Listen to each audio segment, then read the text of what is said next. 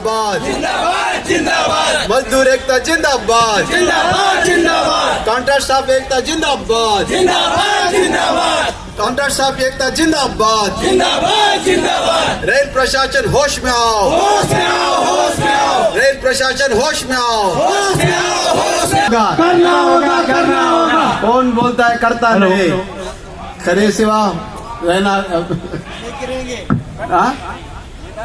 आवाज दो, इंकलाब जिंदाबाद, जिंदाबाद जिंदाबाद, इंकलाब जिंदाबाद, जिंदाबाद, पैरामेडिकल स्टाफ यूनियन जिंदाबाद, जिंदाबाद जिंदाबाद, all India railway contract medical staff जिंदाबाद, जिंदाबाद जिंदाबाद, all India contract railway contract paramedical staff union जिंदाबाद, जिंदाबाद जिंदाबाद। आवाज दो, रेलवे में चलेगा नहीं चलेगा, नहीं चलेगा, सभी कॉन्ट्रैक्ट स्टाफ को रेगुलराइज करना होगा, करना होगा, करना होगा, सभी रेलवे कॉन्ट्रैक्ट स्टाफ को रेगुलराइज करना होगा। इंकलाब जिंदाबाद, जिंदाबाद जिंदाबाद। कोविड वॉरियर्स को नौकरी देना होगा, देना होगा, देना होगा, 2005 से जो कॉन्ट्रैक्ट पे काम किया सारे लोगों को परमानेंट करना होगा, करना होगा, करना होगा, 2005 से जो कॉन्ट्रैक्ट पे काम करने वाला सारे लोगों को परमानेंट करना होगा, करना होगा, करना होगा। कॉन्ट्रैक्ट सिस्टम मुर्दाबाद, मुर्दाबाद मुर्दाबाद। जम सिस्टम बंद करो, बंद करो, बंद करो, जम का थ्रू भर्ती बंद करो, बंद करो, बंद करो, जम को बंद करो, बंद करो, बंद करो। जम सिस्टम नहीं चलेगा, नहीं चलेगा, नहीं चलेगा, जम सिस्टम नहीं चलेगा, नहीं चलेगा, नहीं चलेगा। जम सिस्टम को बंद करो, बंद करो, बंद करो, रेल प्रशासन होश में आओ, होश में आओ, होश में आओ। जम सिस्टम बंद करो, बंद करो, बंद करो। सब नौकरी से निकाला गया सभी कामगारों को नौकरी पे देना होगा, देना होगा, देना होगा, नौकरी से निकाला हुआ सभी कॉन्ट्रैक्ट स्टाफ को तुरंत भर्ती करो, भर्ती करो, भर्ती करो, कॉन्ट्रैक्ट सिस्टम से निकाला गया सारे लोगों को भर्ती करो, भर्ती करो, भर्ती करो। आवाज दो, आवाज दो। All India railway contract paramedical staff union जिंदाबाद, जिंदाबाद जिंदाबाद, all India railway contract paramedical staff union जिंदाबाद, जिंदाबाद जिंदाबाद, इंकलाब जिंदाबाद, जिंदाबाद जिंदाबाद। रेल प्रशासन होश में आओ, होश में आओ, होश में आओ, रेल प्रशासन होश में आओ। होश में आओ, होश में आओ। कॉमरेड तपन सेन को लाल सलाम, लाल सलाम, लाल सलाम, कॉमरेड तपन सेन को लाल सलाम। लाल सलाम, लाल सलाम। इंकलाब जिंदाबाद, जिंदाबाद जिंदाबाद। बोल मजूरा, अल्लाह बोल, बोल मजूरा, अल्लाह बोल, बोल मजूरा। अल्लाह बोल। डरता क्यों है? अरे कॉमरेड को लेकर आओ। बोल मजूरा, जोर से बोलो, अल्लाह बोल, अल्लाह बोल। नौकरी चाहिए, नौकरी चाहिए, पक्की नौकरी चाहिए, नौकरी चाहिए, पक्की नौकरी चाहिए। पक्की नौकरी चाहिए। बोल मजूरा, बोल मजूरा। अल्लाह बोल। अभी हमारे सामने कॉमरेड तपन सेन आया हुआ है, आप लोगों ने जरा हाथ उठा के जोर से नारा लगाने का काम करो। जिंदाबाद, मजदूर एकता जिंदाबाद, जिंदाबाद जिंदाबाद, मजदूर एकता जिंदाबाद। जिंदाबाद जिंदाबाद। कॉमरेड तपन सेन को लाल सलाम, लाल सलाम, लाल सलाम, कॉमरेड तपन सेन को लाल सलाम। लाल सलाम, लाल सलाम। All India railway contract paramedical staff union जिंदाबाद, जिंदाबाद जिंदाबाद, all India railway contract paramedical staff union जिंदाबाद। जिंदाबाद जिंदाबाद। जम पोर्टल नहीं चलेगी, नहीं चलेगी, नहीं चलेगी।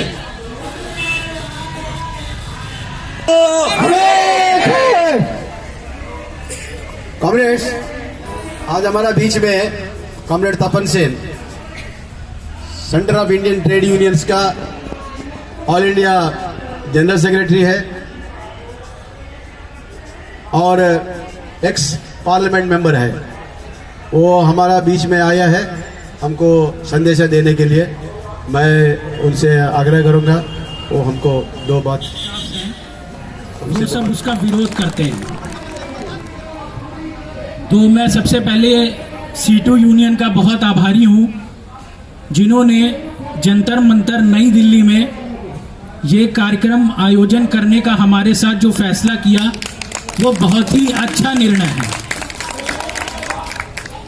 मैं कॉमरेड हेमलता मैम का, कॉमरेड उमेश सर का और कॉमरेड रमेश सर का बहुत ही दिल से आभार व्यक्त करता हूं कि जो हमारे लिए इस उम्र में हमारे साथ खड़े, इनके लिए जोरदार तालियां होनी चाहिए। मैं हेमलता मैम का एक उदाहरण देना चाहता हूं, वुमेन एम्पावरमेंट का। यहाँ पे जितनी भी लेडीज बैठी, हमारी बहनें बैठी हैं, कोई अपने बूढ़े माँ बाप को छोड़ के, कोई अपने छोटे छोटे बच्चों को छोड़ के यहाँ पे सभी के बीच में बैठी हैं। ये क्यों बैठी, आप लोगों को सोचना चाहिए, रेल प्रशासन को सोचना चाहिए। कोई महाराष्ट्र से, कोई हैदराबाद से, ऑल इंडिया से, पूरे ऑल इंडिया से यहाँ पे आए हैं लोग। सिर्फ एक ही लोगों का मत है कि हम लोग को रेगुलाइज किया जाए।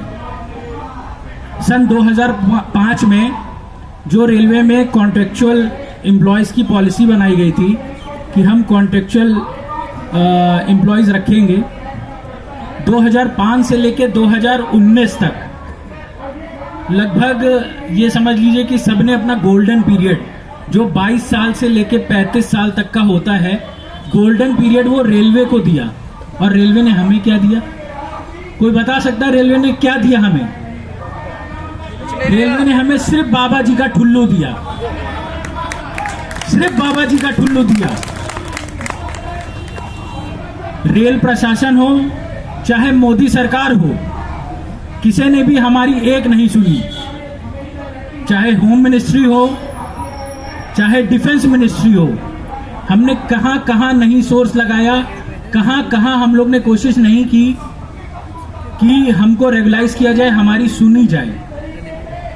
एक समय ऐसा आया था 2020 में, जब कोरोना काल स्टार्ट हुआ था। कोरोना काल में कोविड वॉरियर्स अपना घर परिवार, अपने छोटे छोटे बच्चे छोड़कर, अपने माँ बाप को छोड़कर, वो सिर्फ कोविड पेशेंट्स की सेवा कर रहे थे। ये किसी को भी नहीं दिख रहा है। ये बहुत शर्म की बात है कि आज रेलवेज के बड़े अधिकारी, चाहे सीआरबी हो, चाहे मिनिस्ट्री ऑफ रेलवे हो, वो हमारी तरफ एक इंच भी आंख उठाकर नहीं देख रहा है। ये बहुत शर्म की बात है। रेल प्रशासन मुर्दाबाद, मुर्दाबाद, रेल प्रशासन मुर्दाबाद, मुर्दाबाद, रेल प्रशासन मुर्दाबाद, मुर्दाबाद। आवाज दो, आवाज दो, आवाज दो। आज इस मंच से मैं ये घोषणा करता हूं अपने सभी भाइयों और बहनों को लेकर,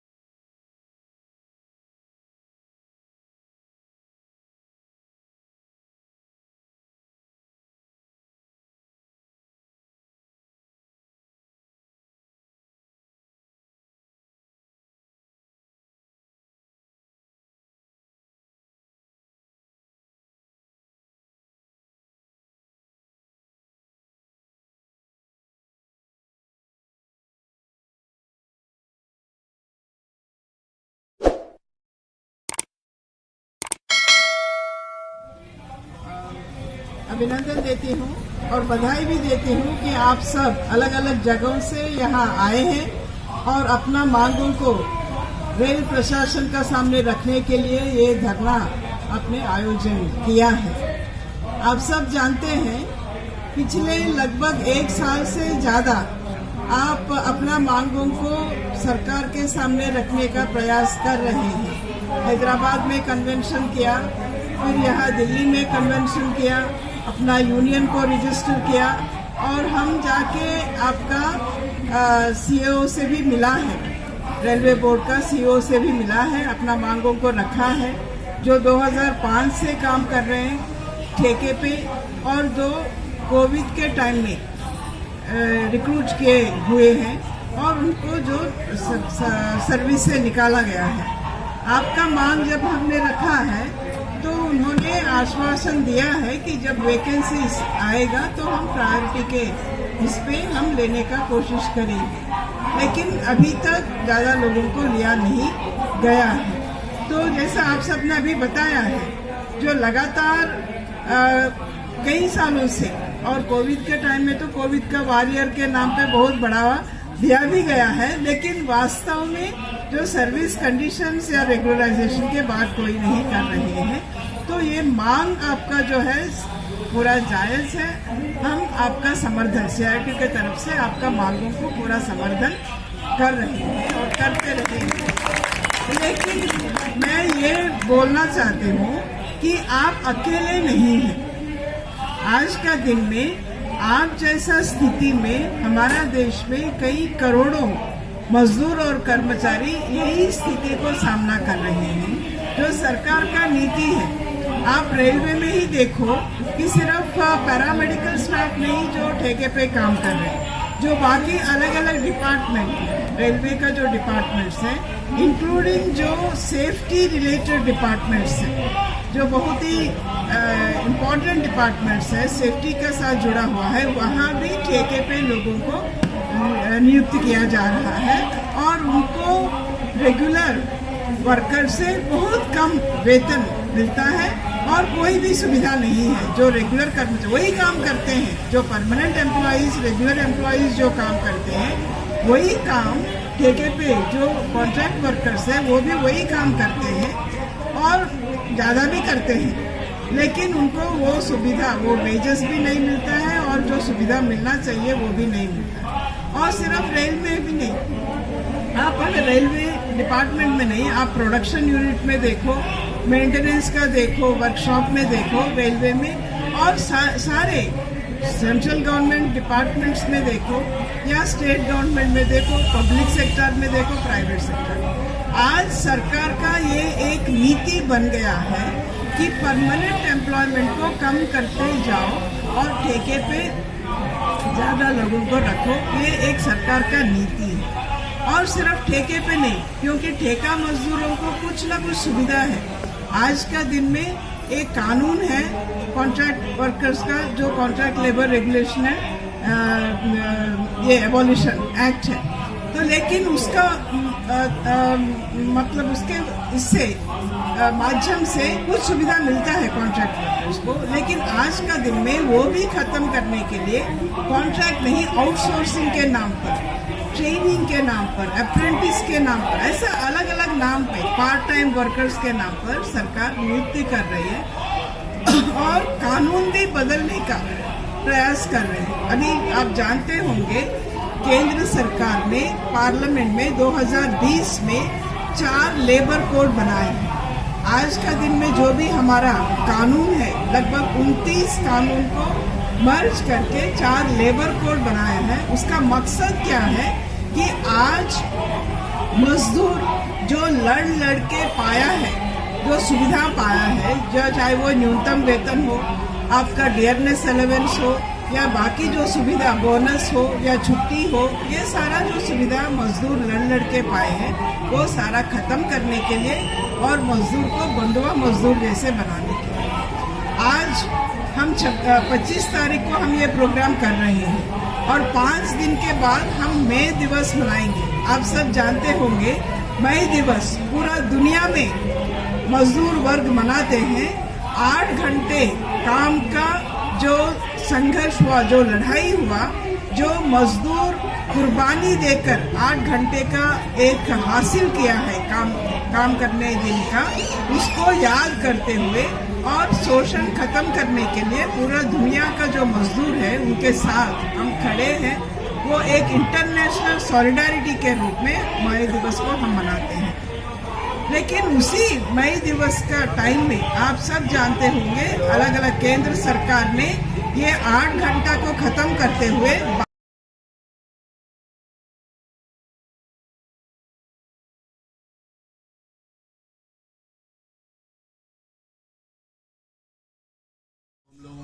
डिस्कशन करने का काम करेंगे और जहाँ पे वो बोर्ड में है हमारा सवाल जरूर रखने का काम करेगा। मैं इस उम्मीद के साथ कॉमरेड उमेश को मैं आमंत्रित करता हूँ कि हम लोग संबोधित करें। कॉमरेड उमेश को लाख सलाम। कॉमरेड उमेश आगे बढ़ो।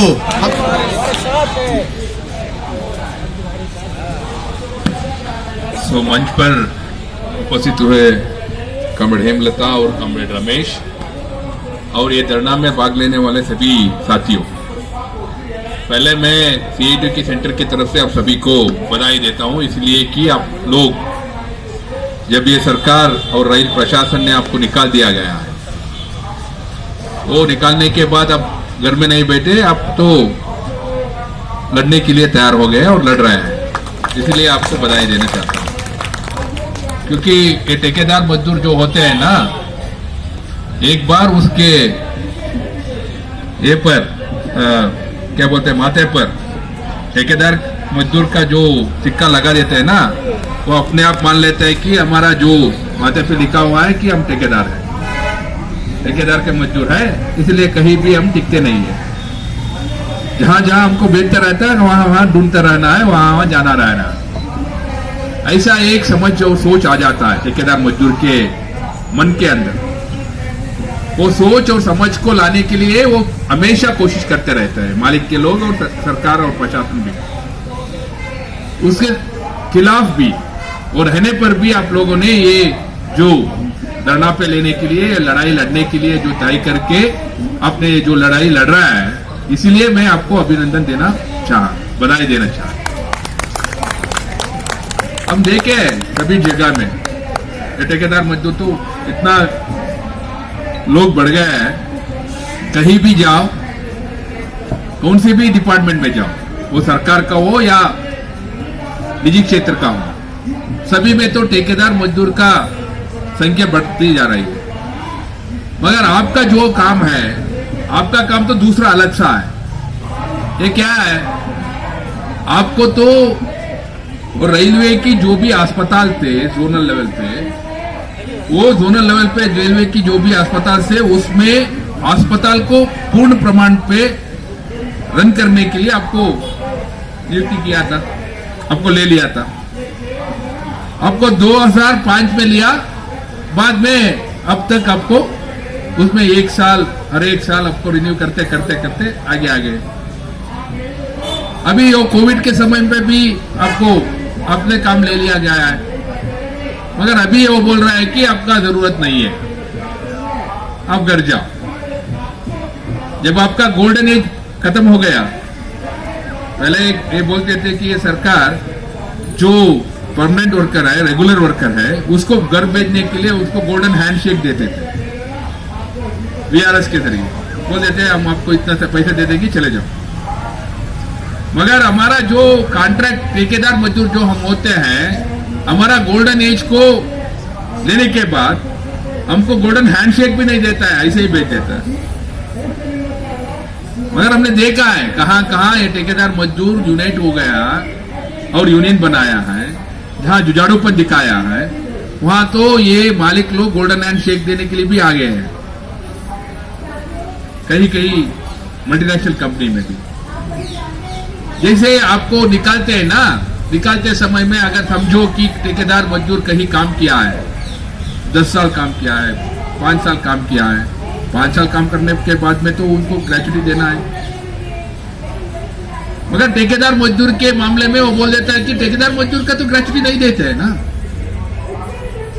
अगर आप 10 साल काम किया हो, अगर आपको बाइज्जत आपको निकालना हो तो भी आपको कम से कम ग्रेच्युटी तो देना है, ग्रेच्युटी नहीं दे रहा है। पहले एक कंपनी में ऐसे ही हुआ था, जहां हमारा यूनियन था, CITU का यूनियन, वहां उसका तो रिटायरमेंट का एज भी हो गया, ठेकेदार मजदूर काम करते करते रिटायर हो गया, तो उसका 60 साल भी हो गया। 60 साल होने के बाद हमने उसको ग्रेच्युटी के लिए एप्लीकेशन दिया, क्लेम किया। जब हम ग्रेच्युटी के लिए क्लेम किया, वो बोला था अरे यार ये ठेकेदार मजदूर जो है उनका ग्रेच्युटी नहीं देना है। जब हमने वो एप्लीकेशन दिया ग्रेच्युटी ऑफिसर के, कंट्रोलिंग ऑफिसर के सामने, लेबर कमिश्नर के ऑफिस में, वो बोला ठेकेदार मजदूर को ग्रेच्युटी नहीं मिलना है। मैंने बोला अच्छा ठीक है, आप बोल रहे हैं कि उसको ग्रेच्युटी नहीं देना है, अच्छा मान लीजिए नहीं देना है, अब कहां बोल रहे हैं कि नहीं देना है? वो पूछा कि कहां लिखा है देना है क्या, मुझसे पूछा। मैंने बोला अब ग्रेच्युटी के एक्ट जो है ना, उपदान का जो कायदा है, शासन है, उसमें पढ़ लो ना। वो बोला यही दिखाओ ना, उसमें कहां लिखा है कि कॉन्ट्रैक्ट लेबर को या ठेकेदार मजदूर को ग्रेच्युटी देना है क्या? मैंने पूछा अच्छा वहां लिखा तो नहीं है कॉन्ट्रैक्ट लेबर कह के, वहां तो डेफिनेशन है वर्कमैन का, ये तो नहीं लिखा है परमानेंट वर्कमैन या कॉन्ट्रैक्ट वर्कमैन। मगर मुझे ये दिखा दो कहां लिखा है ठेकेदार मजदूर को नहीं देना है क्या? वो पूछ रहा था कि ठेकेदार मजदूर को देना है कि कहां लिखा है, बोल रहा था। मैंने बोला ग्रेच्युटी एक्ट में वर्कमैन का डेफिनेशन है, मजदूर का डेफिनेशन है, वहां तो वो कोई फर्क नहीं पड़ता है ना, रेगुलर वर्कमैन या कॉन्ट्रैक्ट वर्कमैन हो।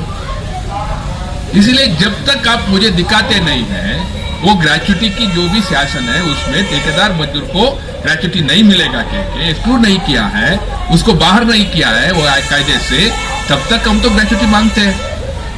बाद में वो बोल दिया, समझिए कि अगर आपको उसको ग्रेच्युटी देना हो तो किसको देना है?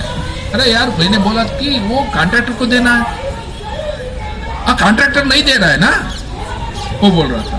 अगर कॉन्ट्रैक्टर नहीं देगा तो कॉन्ट्रैक्ट का जो कानून है, जिस कानून के बारे में अभी कॉमरेड हेमलता ने जिक्र किया अभी, वो ठेकेदार मजदूर का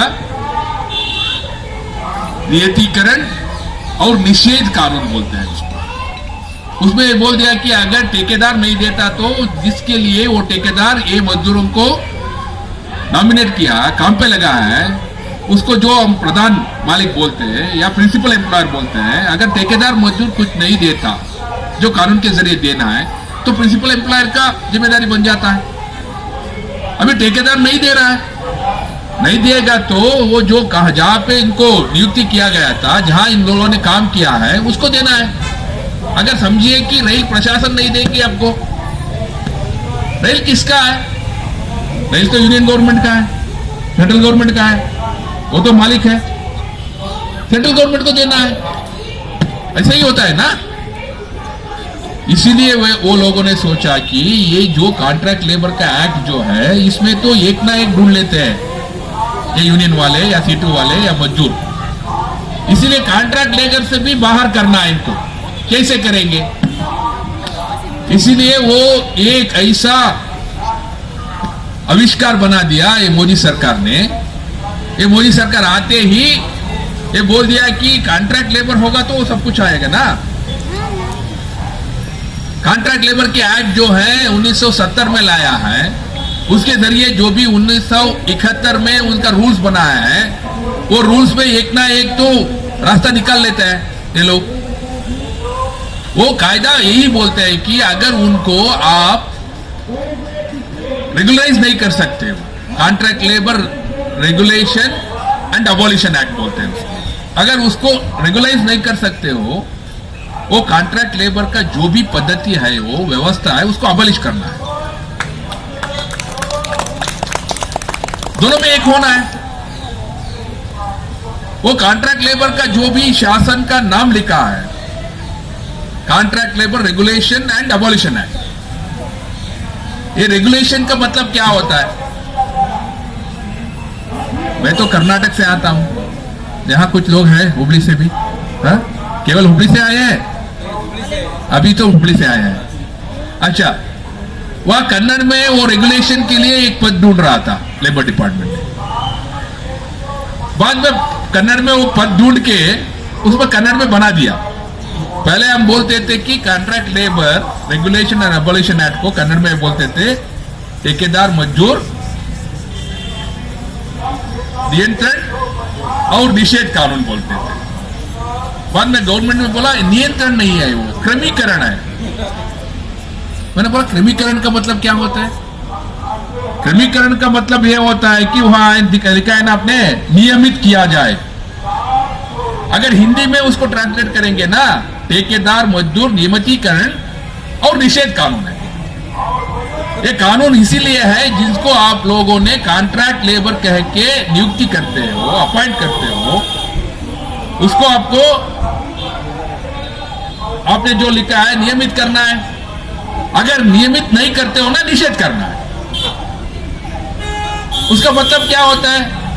अगर आपको नियमित नहीं कर सकते रेल प्रशासन या केंद्र सरकार या यूनियन की गवर्नमेंट जो है, जो प्रधान मालिक है वहां पे, अगर उसके वो नहीं हो सकता तो उसको निषेध करना है। निषेध करने के बाद क्या होता है? पैरामेडिकल की जो भी काम है उस काम पे कोई भी ठेकेदार मजदूर को नहीं होना है। वही तो निषेध का मतलब है। तो ये कायदा जो है, कायदे में जो निषेध